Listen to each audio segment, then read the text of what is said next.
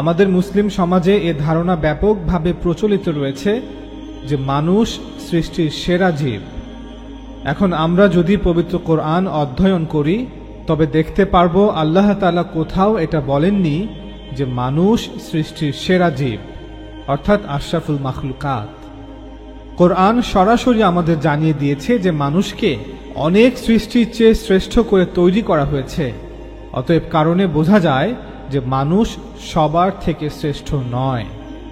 সূরা বনী ইসরাইল বা সূরা ইসরার ৭০ নং আয়াতে আল্লাহ তাআলা বলেছেন, ওয়ালাকাদ কাররামনা বানি আদম ওয়া হামালনাহুম ফিল বাররি ওয়াল বাহর ওয়া রাযাকনাহুম মিনাত তাইয়্যিবাত।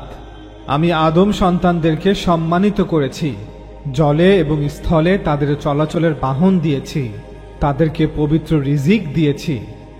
এরপর আল্লাহ তাআলা বলেন, ওয়া ফাদ্দালনাহুম আলা কাসীর মিম্মান খলাকনা তাফদীলা। এবং আমি যাদেরকে সৃষ্টি করেছি তাদের অনেকের উপর বানি আদমকে শ্রেষ্ঠত্ব দিয়েছি।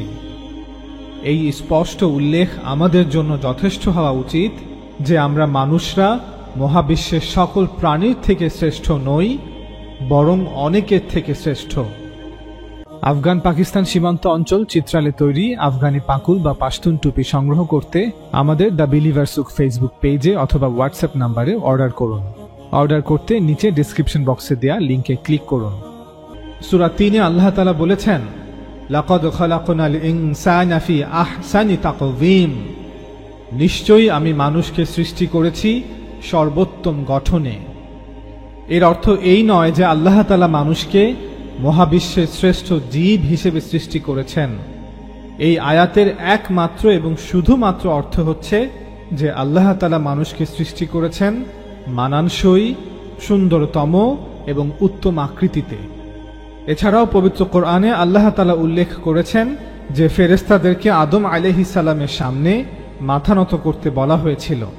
এর অর্থ এটা নয় যে মানুষ ফেরেশতাদের চেয়ে শ্রেষ্ঠ, বরং এটি মানুষকে সম্মান দেখানোর জন্য করা হয়েছিল, কারণ মানুষকে দুনিয়ার কঠিন পরীক্ষা ক্ষেত্রে পাঠানো হচ্ছিল।